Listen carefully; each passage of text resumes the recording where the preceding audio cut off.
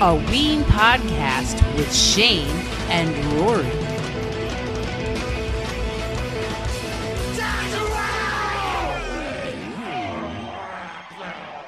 Hey, what's up? This is Shane. And this is Rory.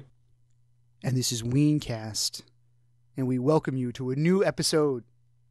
Heck yeah! How's everybody doing tonight? Or today?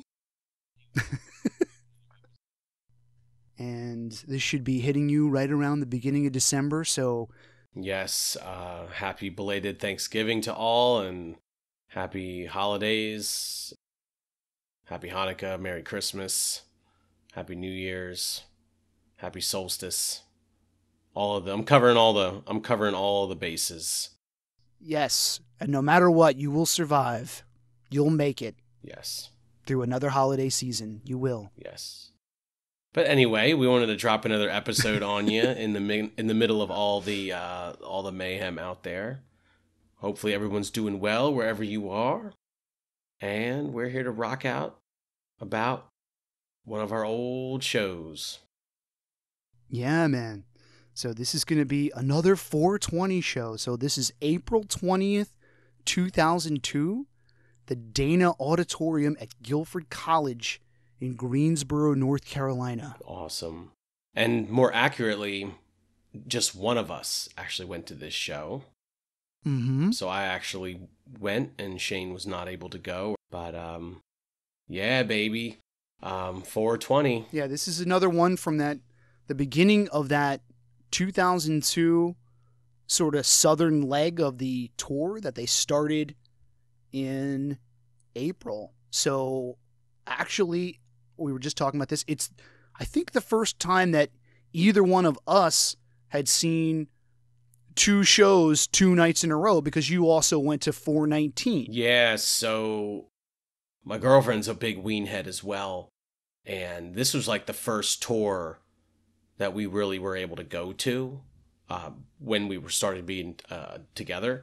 And so we totally hooked up the opportunity to make a big road trip out of it. And so we were at the April 19th show in Asheville the night before, which was an awesome show, by the way. So people should check out that episode. That was at the Thomas Wolfe Auditorium. And that was awesome. That was a real hard rockin' show, if there ever was one. But yeah, dude, so 2 nights in a row. And yeah, I don't really remember much about the trip, to be honest. So I was trying to remember if we probably had a hotel room in Asheville. But it's about 3 hours between Asheville and Greensboro. Okay. So I'm sure that we did the majority of that driving the next morning. Right. So not too much of a trip from one stop to the next. Yeah, dude. No, so we figured jump on the opportunity, and then the third show, the next day, I think was in, I want to say South Carolina. It was kind of like, we were up in State College at the time, and State College, Pennsylvania. And so this was already quite a haul to get down to Asheville from State College, and then to, 3 more hours to drive to Greensboro. And so we kind of would have been willing to do another show on our little mini tour if it was kind of heading more north. Like maybe if it had been in Virginia or something, we could have been like, we'll just go to the show on the way home, Yeah, like start making your way back then, right? So unfortunately, because it was kind of heading away, we ended up being like, well, we can't go to another one. But we do go to the show the following weekend with you, among others, in Illinois. And that was the last show of this little tour. I think this tour is 8 shows or 9 shows? I think it's 8 shows over the course of 8 or 9 days. And they play every night but one, I think. Yeah, I mean, it's really just like the end of April, if I'm not mistaken. I mean, when you look at Brown Base for the whole year of 2002, it's really just sort of like the end of April and the beginning of May, and then everything after that is the end of May. Yeah. So it's a real, and for even the shows for the beginning of May, they're back in May 5th, it just says unknown venue, Princeton, New Jersey. So, I mean, like, that's not even really, like, the same tour then. Like, 427 is kind of like the last one of that, like, you know, Midwestern tour. Yeah, totally. It's like they start in Asheville, they go a few through the South, and then they head up to Illinois and around that area. Right. And I used to have the shirt a long time ago. I don't anymore. I still have the shirt. Oh, nice. So you better get some pictures of it then. Sweet. Right. When we do the next show, since that was the one that I was actually at, I'll make sure to dig up some photos of that. But I do still have it. So you want to tell us a little bit about how you guys met up? Because there was other people that came from State College to this show. So Amy and I were working at a place called the Goppers Pizza up in State College. And this is basically, you know, long story short, basically like a cool hippie pizza shop run by a guy named Gopper. And I mean, hence why the pizza shop's called the Goppers, because he is the Gop. And anyway, he's a really awesome guy. And we actually, I actually chatted with him on the phone and recorded the phone conversation for a Patreon episode about taping, because he's like an old school Disco Biscuits taper. He's been to a few hundred Disco Biscuits shows. He's been to a few hundred Fish shows. He's been to a lot of concerts. This guy's definitely like a big concert guy, and a lot of recording as well. So he's pretty hardcore, and you know, he owned this pizza shop. Oh, also coincidentally, more shout outs for the Gop. He's basically pretty much on tour with Fish right now, as I recall. Everything I'm seeing on Facebook from him, it's like different venues of Fish throughout the country. Yeah, he's definitely made it to a lot of Fish shows this year, because I'm you know, friends with him on Facebook as well, and he's been to I don't know if he's been to all of them, but close to it for this year. Yeah, so he's still rocking and rolling and going to a ton of shows. And anyway, so the Goppers, you know, was this cool like hippie pizza shop, and me working there, I was like the biggest big Ween head there, and other people there were like, you know, Deadheads or like, you know, Fish heads or other kinds of, you know, music junkies. But I was the big Ween head. And then when we saw like the tour dates, was like, oh man, 420, you know, I was thinking back to the Rutgers show, 420 2000. And that was, you know, one of the great, if not the greatest show that I've ever been to, you know, right? And we've documented that, like we've covered it in an earlier episode. So I've regaled people about the legends of that show.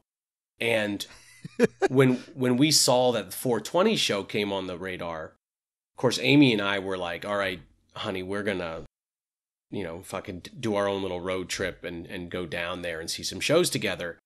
Well, when they saw the 420 show, then Gopper was like, dude, we got to like close the shop down and like everyone's coming down. We're going to bring everyone down. Right. So, and it's also a Saturday. Yes, it's a Saturday, which is pretty rough for the pizza shop because, you know, the weather was nice. A Saturday in late April in State College could be a pretty decently busy time at the pizza shop. That's true. Because they didn't actually shut down. They just sort of had like one of the like assistant cooks just be like, hey man, you're running the place tonight. And it was basically just like the whole backup crew, just like catching as catch can. And because so shout outs to all my friends, old buddies and stuff from the Goppers, but the people that came down, as far as I can remember, Gop, Hannah, Dan, Jay-Z, Heather, Zach, Amy's brother Mike, and Ratter came down. And they were all Goppers employees at the time, I believe. Mike might not have been, but I think he was. It was like a work weekend bonding experience, you know what I mean? Like, oh, we'll all do the Ween show together. Yeah, it's just like a trade show. Yeah. You know what I mean? You could write that shit off. You know what I mean? Yeah. It's all good. You know, it's one of those, like, you know, instead of like, oh, taking us camping on like a survival weekend, it was like, oh, we'll all bond over a Ween show. It's awesome, man. So yeah, dude. So we were down there first because we were just coming over from Asheville. So I don't remember much about it again, and I just remember campus being pretty quiet. And I know from reading the diary that it was like their spring break or something. So it was really quiet except for the concert. Well, here's a quick question. Do you remember, did you guys have a cell phone with you? Man, that's a good question. We would have had a cell phone. Amy had a cell phone. Okay, because, I was just going to say, now you're talking about, like, this is very, I don't want to say pre-cell phone days, but it's very possible that, if you guys don't have a cell phone, how are you going to be able to, like, meet up with the people from State College? It could have just been one of those things of, like, we will be there. Like, meet us at so-and-so, So you see, I was the hippie bum. And when I met Amy, the thing that I got out of that was she had all the modern conveniences, like she had the cell phone. She had a car. So I certainly, and I was just a hippie bum. So I definitely, upgraded as far as that was. That's awesome. I guess other things to note, I don't really remember that much about the venue except just a generic kind of like college theater. It was mostly just seats. It like the venue, like the auditorium on a campus where that's like the big classes are held, Sure. And so it's just like a big auditorium and fit plenty of people, but nothing like special about it, and not a lot of space up front for like the standing room area. And I don't remember how far up I was initially, but I think for the most part I was near the back. Because at this point, this is like my 11th show, and it's Amy's second show because her first show was the 19th. And I think all of my friends, it was their like first show to actually. So I don't know that everyone was together, or they might have been like, oh, we're going to try to get up front. But I think I was kind of more like, well, I've seen a lot of shows. And I like sort of sat back, I think, on this one a little bit more. And having just seen them the night before, I think I was kind of just chilling back. But it was sure. Just like, you stood above your seat. It was like all the seats in an auditorium, theater style. Or you sit down. Okay. I mean, it is nice that you have a seat that if anytime you want to sit and chill, you can. But it is a bummer when you have too much of that and there's not enough, like, the standing room area to give it, like, a cool, like, the flavor of the crowd swelling and rolling around, and you get a little moshing going here and there, and just... Well, I guess it depends. I mean, from the sound of it, it doesn't sound like this was too full. So that's probably, like, pretty nice. Like, okay, if you want to be able to sit down, no one's gonna, like, try to, fuck you out of your spot. You know what I mean? What can be a little annoying is, like, if you're at a show where you have a seat and there's people that are just trying to get in your row that, like, they don't belong there. You know what I mean? Like, if it's, like, an overly crowded, like, auditorium or, like, a regular, like, stadium type, like, seating, and there's people that are just like, I just want to be in that row because, like, I know those people or whatever. And it's like, yeah, but you don't belong here. This is a perfect opportunity for you to go on a tangent and tell your story about the fish show. I wasn't going to say that. No, I mean, it's true about pretty much everything. It's, I mean, at least like, like this, I imagine is just like general general admission. It doesn't matter where you are. I believe so. And even if you were supposed to be somewhere, that it's like, there's not enough people here. So like, who cares? But it can be a little bit annoying when it's like, there's just too many people trying to get in of like X amount of rows. And it's like, hey man, like, this was my spot. Like, I'm in this row, get out of my row, just saying. Yeah. Well, and you alluded to it, and in Diener's diary, he talks about how they only sold like 1,200 tickets for the show, but the venue could have held like up to 2,500 or something. Yeah, what is the deal with that? That's so weird. Like, it's weird, man. Who like undersells a venue by like half the tickets? I don't even know how that is. Like, they just decided they only wanted so many people to show up, or like they didn't want too many crazy Ween heads. But, so I totally remember that, sort of being just having like an empty feeling almost, because it wasn't like totally full. Right. And you can kind of hear that a little bit in the recording, I think. Right. Like a little bit more echoey, as it were. Because there's just more like open. Yeah, it definitely seems like an odd, like a lot of odd, circumstances happening. Yeah. Anyway, should we go to the set list? I think we should just go to the set list, dude. I think, yeah, we're good, man. All right, so then the show starts. Is your cutting board dried out, ugly, and lacking luster? Do your tables have too many water rings to count and need a fix? Are your kitchen utensils old and damaged? Maybe you just want to add a little bit of natural wood beauty to your home. Whatever it is, you can count on West Brandywine Woodworks to provide for you. We make high-quality, custom hardwood items for your home. From cutting boards to shelving, West Brandywine Woodworks has you covered. Find us on Facebook and Instagram. Mention Weencast when you order for 21% off. So give us a like and a follow, and don't forget to mention Weencast for 21% off your order. West Brandywine Woodworks. Custom simplicity for your home. Dancing in the show tonight, Take Me Away, Captain Fantasy, Mr. Richard Smoker, Waving My Dick in the Wind, Voodoo Lady, Albino Sunburned Girl, Bananas and Blow, Piss Up a Rope, Buckingham Green, Spinal Meningitis, Frank, The Mollusk, I Got a Weasel, Tease, Push the Little Daisies, Don't Laugh, I Love You, Roses Are Free, Sorry Charlie, Pandy Fackler, Ice Castles, Final Alarm, Puerto Rican Power, Zoloft, If You Could Save Yourself, and Buenos Tardes Amigo. Nice. So it's 24 songs. This is a little bit of a shorter set list, but definitely has some gems in there. And I'll start by highlighting Dancing in the Show Tonight.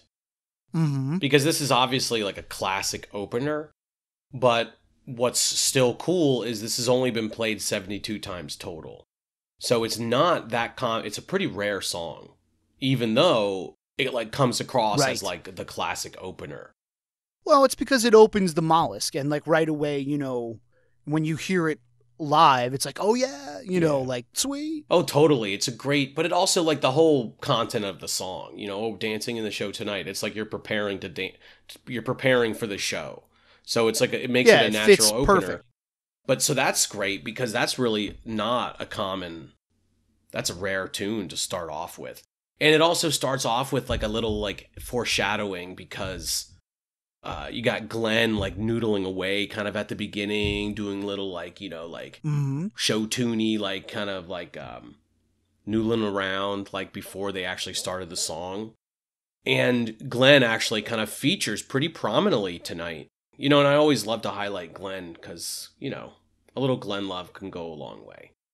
Yeah, I noticed that right away too as I was listening to it. A lot of really good Glenn.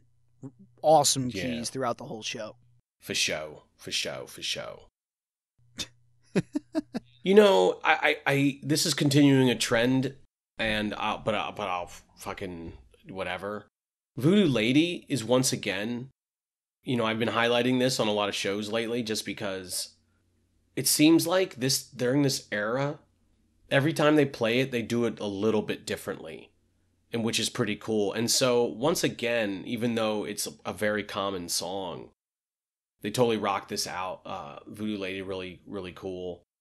Starts out with this weird, I don't even know how to describe it, but the intro is kind of a little weird, where it's not even clear. It's almost like they're not even clear what they're going to be doing. The intro gives like hint about where it's going. It's kind of like just sort of them fooling around a little bit in like a weird jam state. But then it ends up being Diener just rocking out the fucking talk box and them going into like a real deep jam. Fucking sweet, man. Yeah, dude. And then Albino Sunburned Girl, classic tune, and that's only 77 times, so that's a pretty rare one that they rock out as well. They give you a little tease of I Got a Weasel, and there's a few times during this show where Diener gives these little like teases. Well, and doesn't he say, like, fairly early on in the show, like, 420, dude? Like, he does actually acknowledge that it's 420 fairly early on, I think. Totally. But yeah, and they do a couple of, like, just, like, little teases and, like, and there was another song that, Jeaner says something to the effect of like, "Oh, we'll definitely get that in there tonight. Like we promise." I don't hear. I don't. Yeah, I know. I don't hear what song is asked for. Yeah, it's hard to like make out some of the talking. Yeah. But somebody must ask for something. He's like, "Oh, we'll totally do that. I promise you we'll do that." It's like, what? Well, we get some pretty hardcore fan interactions at one point.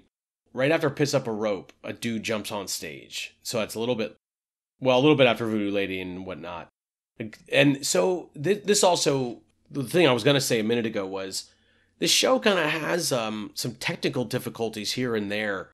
So again, I'm not remembering very well the evening.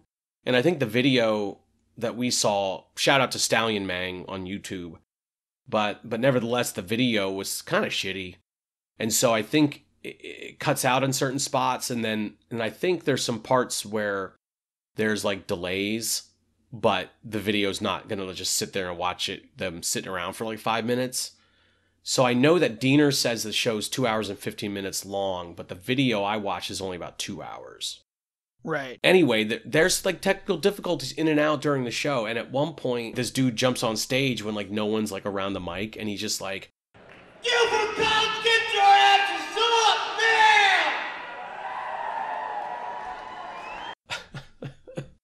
So he's like yelling, like exhorting. Like I think the crowd was just pretty mellow. And like with like the downtime, you know, people were just kind of milling about, like waiting for the band to like rock. Like I'm not sure really what was going on, but I think like this guy was probably seeing a lot of people sitting around, and it was just like, dude, people got to get going, dude. Well, there is an audio only version of this show, and I couldn't find it on YouTube. It's probably on archive.org, but I just listened to it, and like the quality of the audio is pretty good. Yeah, I got to check that one out because mine was a little bit different experience. Yeah, I think the video that's on YouTube is just like the video, like, you know, audio.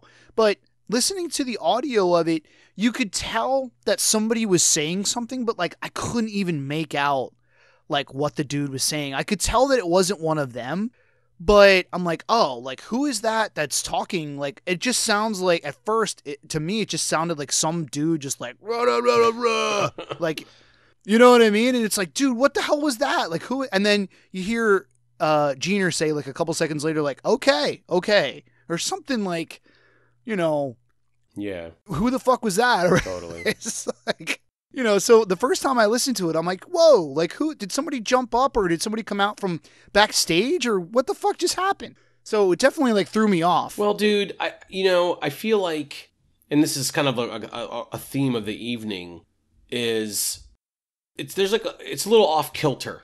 And I'm looking at the set list, and at this point in the show, this guy jumps up, and I think it's like right before Piss Up a Rope, or right after Piss Up a Rope. Man, before Buckingham Green, they're having some technical difficulties or some shit. So he jumps up there and he's like yelling at people to get up and go.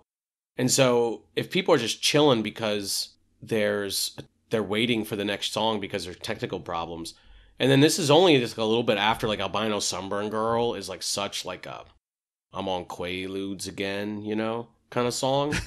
You know, like yeah. like the show doesn't have a lot of like big like in your face songs early on. So the crowd's chilling, and also it's only like half sold, so it's not super packed, and you're having these technical problems. So anyway, it was just kind of all a little bit whack.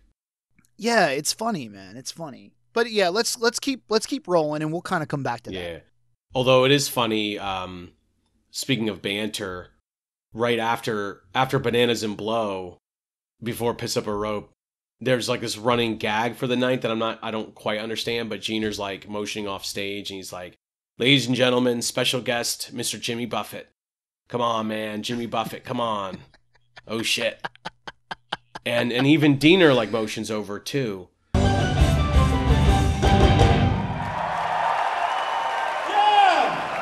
Ladies and gentlemen, special guest, Mr. Jimmy Buffett, come on, man.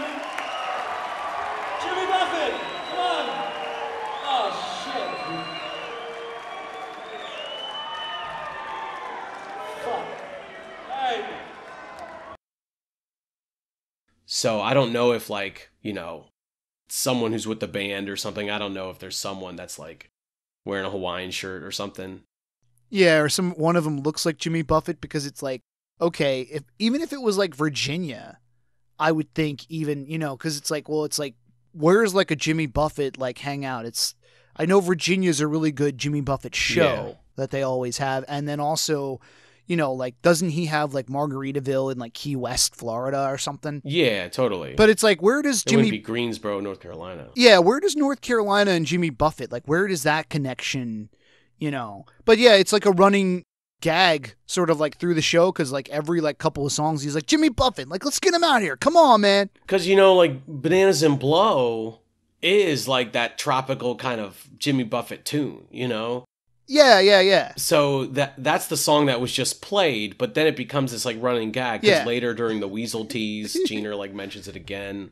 Yeah. So I'm not sure what's going on there, but I don't know. It's funny. I'd like to think that he was actually there that night. That would have been, that would have made for the best story. Yeah, totally. But I don't believe that that's true. We could say that, but it wouldn't be true. No, neither do I. Right. And so I'm just going down the list. But one of the big highlights for me of the show is Don't Laugh, I Love You.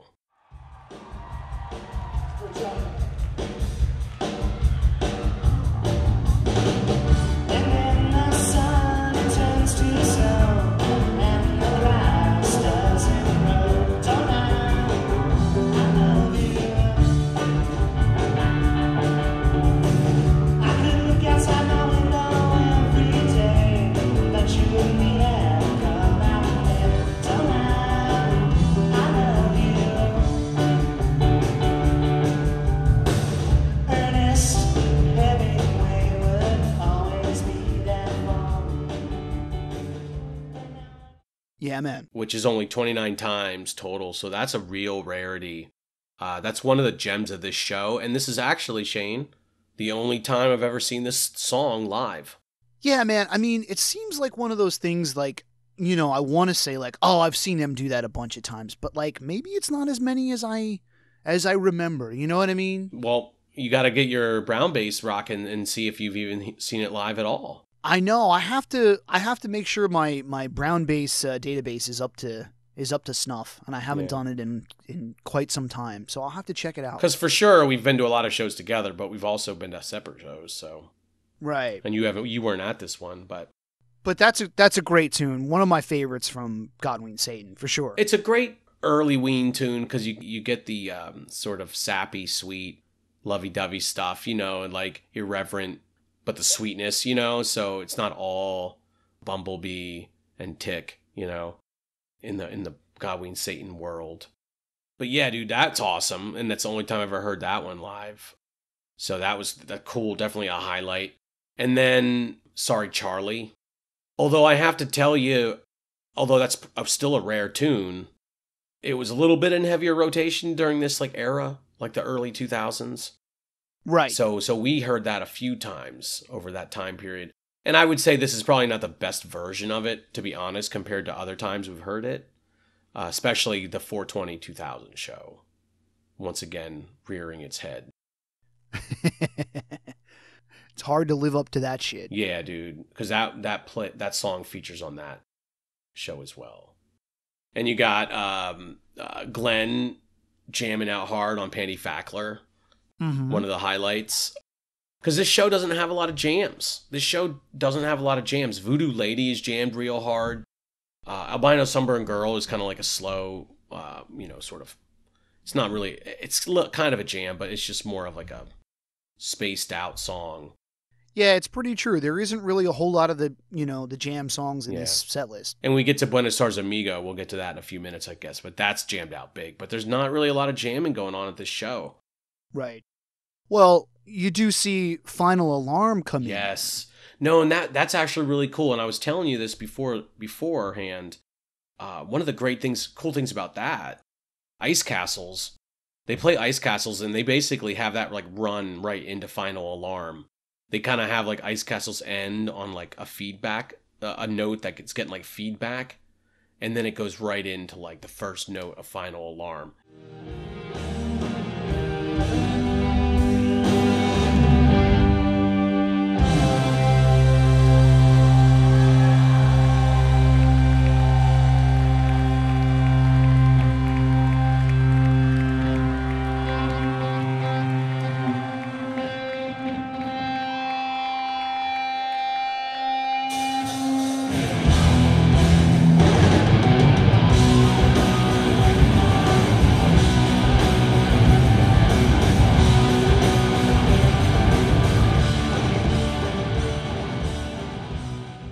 It's actually a really cool. That's pretty. It's a really cool segue because Yeah. they're both like very heavily instrumental songs, but very different.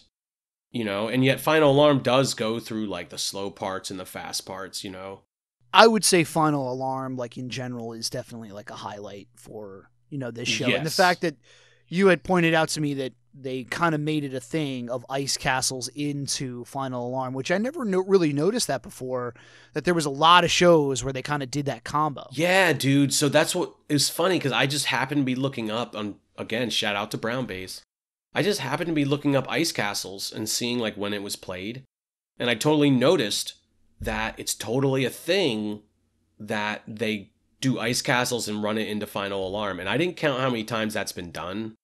But of all the times that these songs have been played, because they've both been played, Final Alarm 110, Ice Castles 136. So pretty close to around the same number of times. And it's got to be a couple dozen times. It's got to be a few dozen times that they do that combo. So it's totally like a thing that they like hit up. Totally a thing that they hit on to be like, whoa, this is cool. It looks like it's either Ice Castles into Final Alarm or Ice Castles into the Golden Eel. Those were kind of like the two, like when you just pan up the list of all the times that they played Ice Castles, it's like, it's almost like every one of them is one of those two songs. That's pretty interesting. So that's cool. Yeah, man. I never would have put that together. Yeah, and that'd be neat to kind of think about more songs like that, like how often they appear like next to each other. That's kind of a cool way of analyzing them. Totally. Yeah. Now they rock out a few songs from Quebec. Again, this is still like the early Quebec era. We're still like way more than a year before the album's going to be released. Yep. And earlier in the year, they had, I think it was the Conduit, right? Mm-hmm. They rocked out a lot of songs from Quebec at the Conduit. That was like a whole thing where they were like the big reveal. But this is only Zoloft and If You Could Save Yourself. And this is only the 5th time Zoloft was ever played and the 4th time If You Could Save Yourself was ever played. Mm-hmm. But If You Could Save Yourself was only ever played 22 times total. So that's actually super rare too.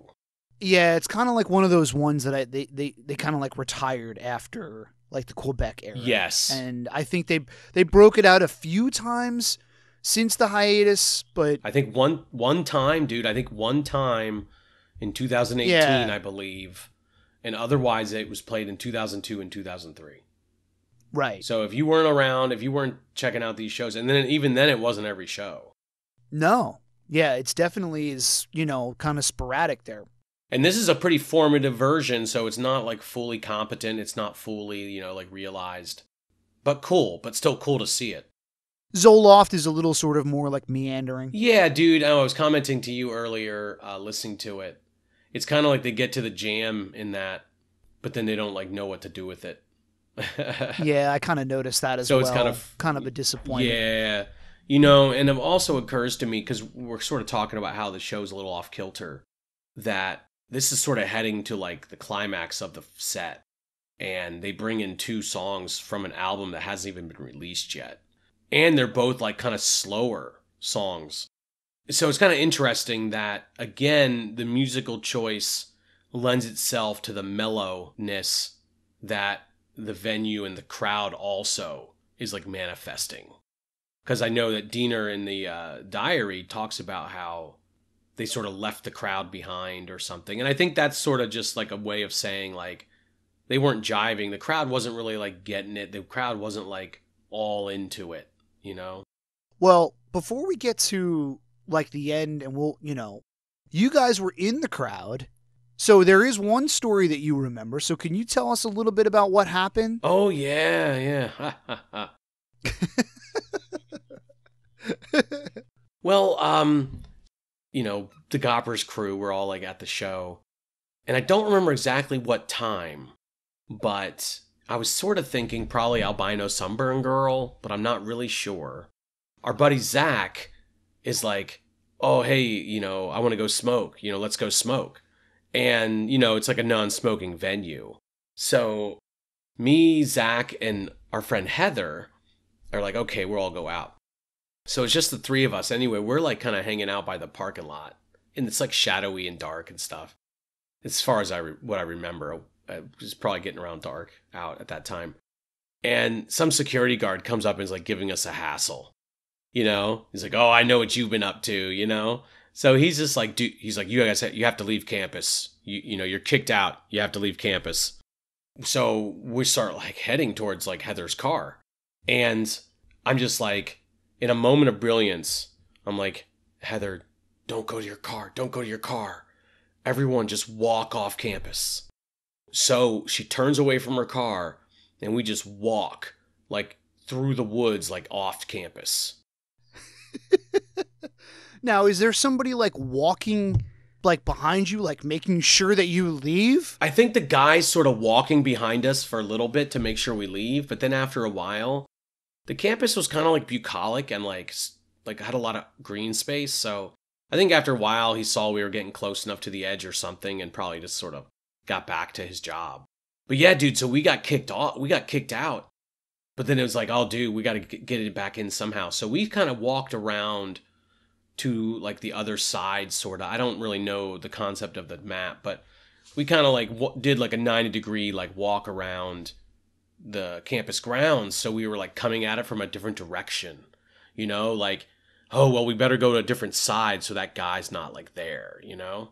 Yeah, just made like a big loop kind of. Yeah, we like looped around in the dark.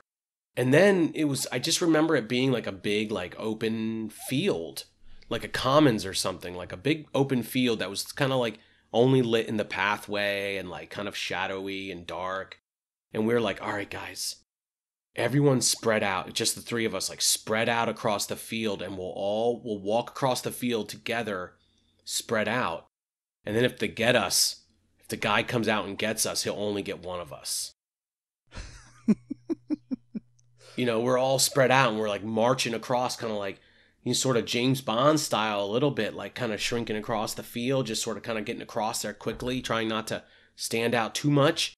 But then, you know, that was all just overly dramatic because then we just got across and like, it was like, "All right, there's the venue." So we went back in and again, I don't remember what song that we came back to, but I know I must have missed like 30, 40 minutes of the show, unfortunately. Ouch. Yeah, dude. One of the regrets at that point. I thought it was going to be like a 5-minute, 10-minute, like, you know, break. You know, maybe just like during Albino Sunburned Girl, step out for a minute.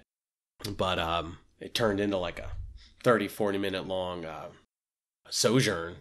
Dude, that's crazy, man. What a ridiculous story. I mean, you know, it just goes to show you like, hey man, when the show starts, you gotta just hang in until like the show is over, you know, because you never know. Especially now, again, this sounds like it was kind of, you know, a little bit more on the empty side, but you know, the places that are like packed, it's like, are you gonna be able to make it back in there? You know, are you going to be able to make it back to where you were, or like a decent spot where, you know, you can still, you don't know. Yeah, totally. So you have to just like stick it out. Totally. Yeah, dude, you don't know. Yeah, and in this case, I mean, certainly weren't expected to get kicked off campus.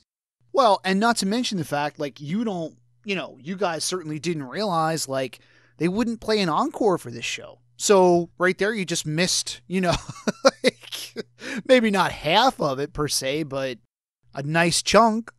Yeah, dude, no doubt. I mean, the show, the video I watched clocks in at 2 hours. And Diener says 2 hours and 15. So at any rate, that's not a super long show. And then 24 songs is a little bit short on the list as well, because a lot of times they'll hit 30 or more. So yeah, dude, I totally missed a chunk of the show. Okay, so this was the tour diary that Diener had put in. So after every tour from the time, he would post something on, I think it was just like Jocko Dog, you know, for like each show. So he would have a little bit, sometimes it was just like a sentence, sometimes it was like a paragraph, sometimes it was long, you know. But anyway, so this is what he wrote about this show. "We got to the campus in the early afternoon. It looked like there were maybe 150 people on the whole grounds of the place. I got the impression that rather than stick around for their spring festival, the students all went home instead. The show was completely sold out in advance, 1,200 tickets. but this place would have held twice as many. In my opinion, this show suffered from what would become a common thing on this tour. When you play college campuses, there is almost always no alcohol allowed and no smoking cigarettes or anything else, on 420 no less. This only applies to the audience, obviously. We're up there chain smoking and drinking the entire time, inadvertently rubbing people's faces in it. I thought we played very well, but after 2 hours and 15 minutes, I felt like we had left the crowd behind or something. For this reason, we decided not to play any encore. And that was unfortunately all anyone seemed to focus on after the show ended. Live and learn, I guess. So that's what he wrote. And like, it's funny because, you know, like I said, just listening to the audio from the show, I didn't really like get a grasp on that. And then I read his diary entry and I'm like, okay, so that's why it seems like it's kind of short, because there's no encore. Yeah. And that's why they didn't play an encore. Yeah, just not vibing with the crowd, not feeling with the crowd, like not feeling totally in the groove. It's funny because then you also think about how the crowd almost takes it for granted, like, oh, we're supposed to have an encore. And I remember that as being like one of the disappointments, kind of like afterward, being like, oh, no encore?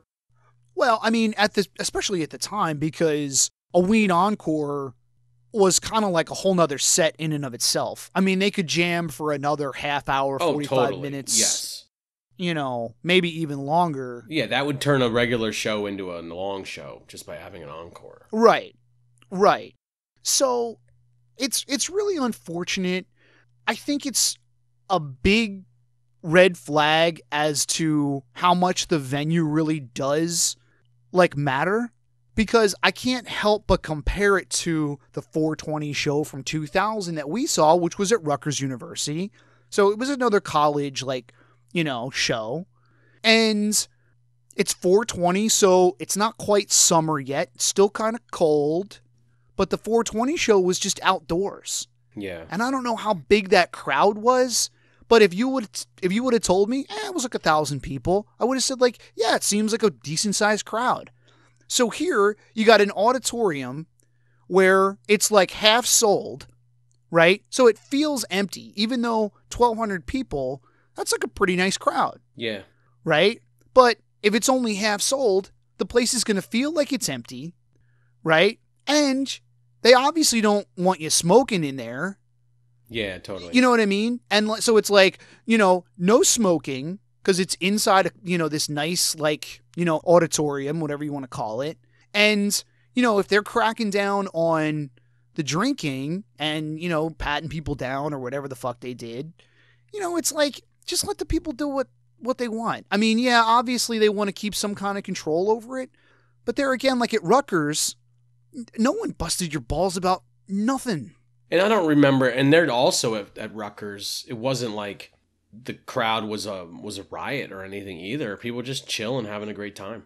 Yeah, I mean, it was so much fun, you know? And now, I think the main difference was Rutgers was free. So there's nobody even asking you for like your ticket, or there was nothing. It was just, you just walked up. Yeah. Oh yeah, totally. It was just open. I mean, you think about that now, even being able to happen. And it also to be fair, Rutgers is like right by the wheelhouse of Ween, like, you know, Jersey, Pennsylvania, you know, New Hope, Philadelphia, you know, like Rutgers is not far. So, you know, right. And this is just like a small college in the South. But you would have thought that somebody who is like putting this show on would have, you know, I don't want to bust anybody's chops or anything, but it's like, hey, it's Ween. Like, you know, the crowd's going to be a little bit more on the like alternative side or whatever you want to call them. And we don't want to be stuffed up in this, you know, like auditorium. You know what I mean? Maybe it was a little bit of a misunderstanding, like a little bit of you say potato, I say potato. Yeah, you know. Let's call the whole thing off. Yeah, totally. But yeah, you're right. It's probably just a mismatch. You know, miscommunication. Some kind of spring festival or another was on campus, I guess. Miscommunication of misinterpretation of communication. Yes. Misinterpretations of communications. You know, it occurs to me to back up a little bit, I guess, again. We totally forget to even highlight Buenos Tardes Amigos. Oh, that was fucking awesome, of course. So that was fucking awesome. And again, this isn't a super rare song. Buenos Tardes Amigo is not, I wouldn't call it common, but it's definitely not rare. I mean, it's played plenty of times. But this is a really good version, and one of the things that you start to see in this time period, I think this is the first time we actually see it, is, or at least I see it, I should say, Aaron actually has like a whole jam, like during the solo in Buenos Tardes Amigo, where he is just like doing this. It's great. It's kind of like a slow moment, and he's just like, jamming out on the guitar.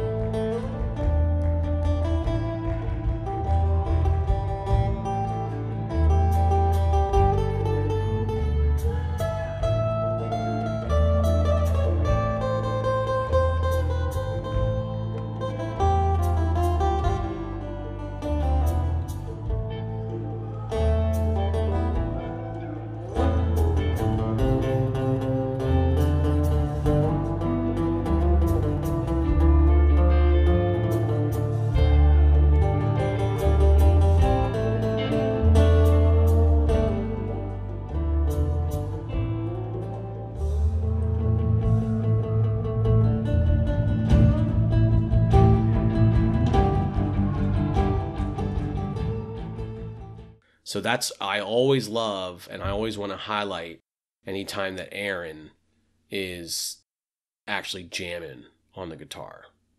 Totally, man. So it's a really cool long version. So they do finish on that, which is rocking. And then it is a bummer not to have it followed up with, 2, 3, or 4 more songs, or 5 on an encore.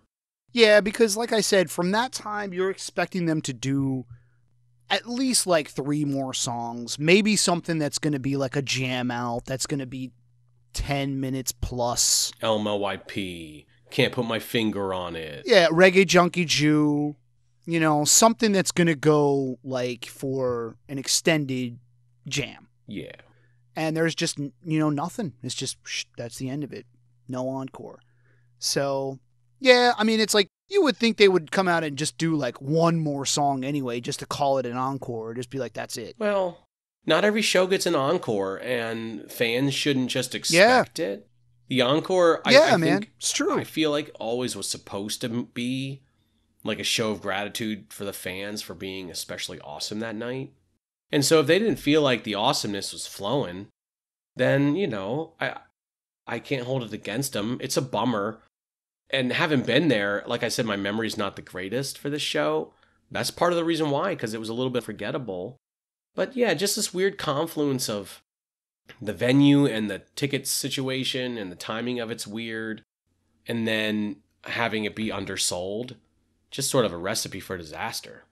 Yeah, it's kind of just like an unfortunate mix of things.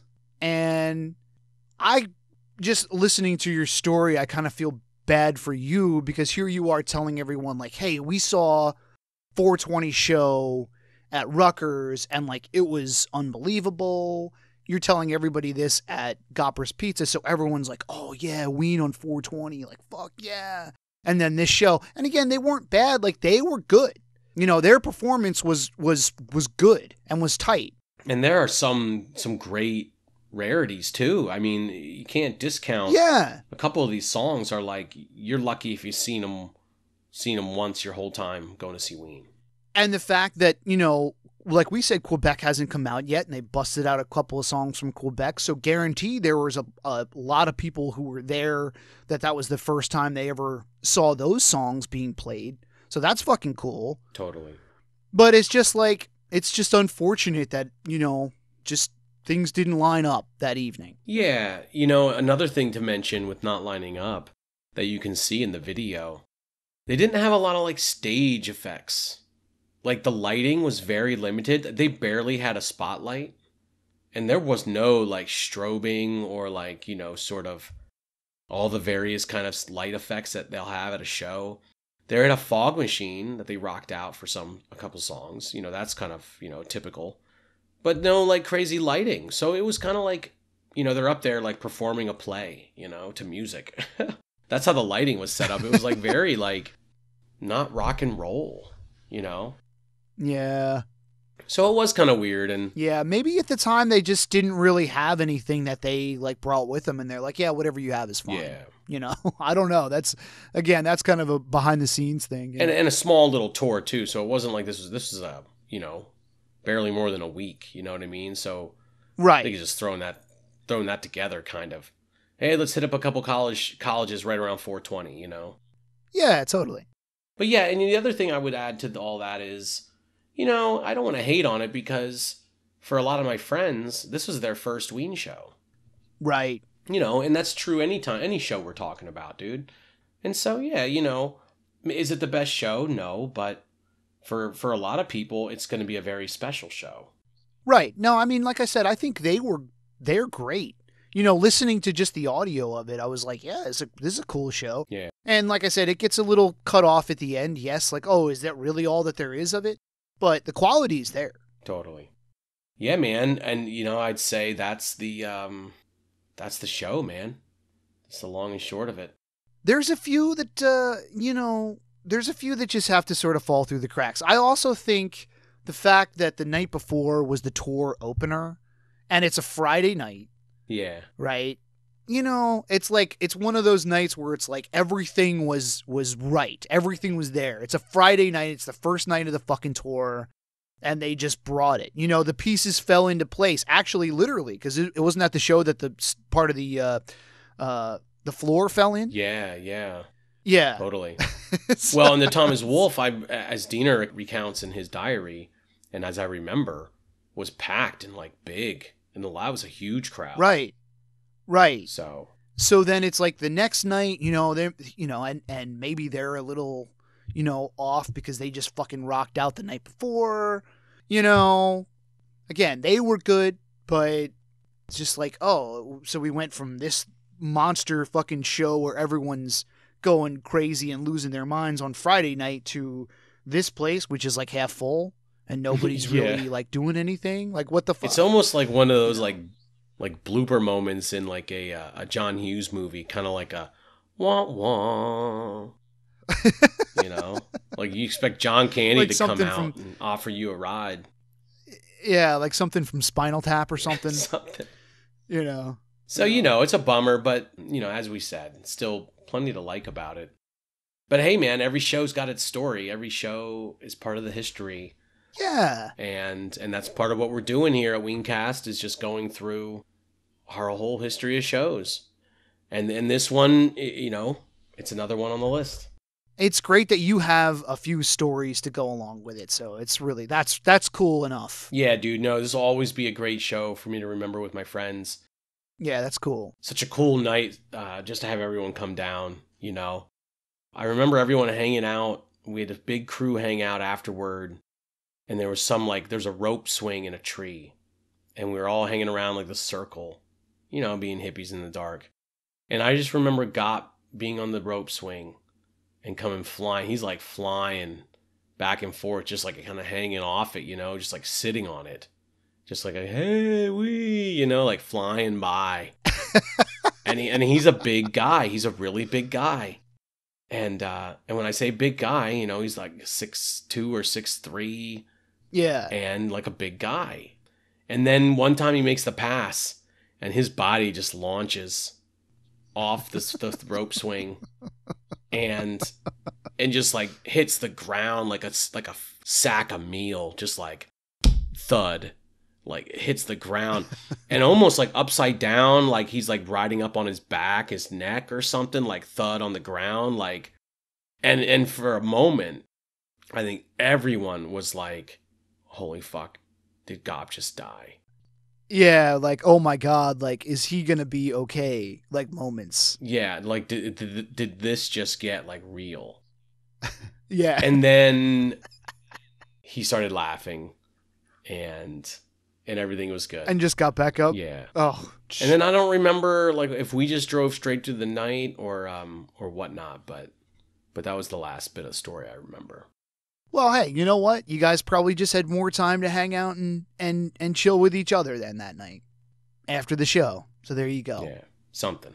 You make a positive out of it, you know? But yeah, dude, that's 4/20/2002, everybody. Marching right along through the year 2002. Well, it was really great to go back to, some of our legacy shows, as I like to call them, one last time this year. And I hope that everyone's had a great year. We'll see you in fucking Philly. Yeah, dude, we'll be at both nights in Philly at the Philly Met. I'm really excited about it. Yeah, man. To see what they do night 1, night 2, and then also it's getting to be a tradition now for my wife and I to come up to Philly for the Met shows. Yeah. And then yet on top of that, with the pandemic, we haven't been there since 2019. Right. So right. Anyway, rock and roll. Anyone that's going to be there, hopefully we'll see you. We'll have some stickers and stuff for you, and love to get some sound bites from people. Anyone that's willing. Absolutely. But yeah, dude, and let the holidays be merry, and that show, that's going to be a great fucking weekend in Philadelphia as far as I can tell. Yeah. So we hope to see you there. Yeah. Yes, we do. Well, I'm Ernest. I'm Ernest. Not Ernest P. Worrell. You're Ernest as in, hey, Vern, it's Ernest? What do you mean, Vern? All right, everybody. But yeah, everybody, anyway, thank you so much for listening, and rock and roll. Hope to see you guys at the Philly Met. Thank you so much. Hope to see you in Philly. Peace.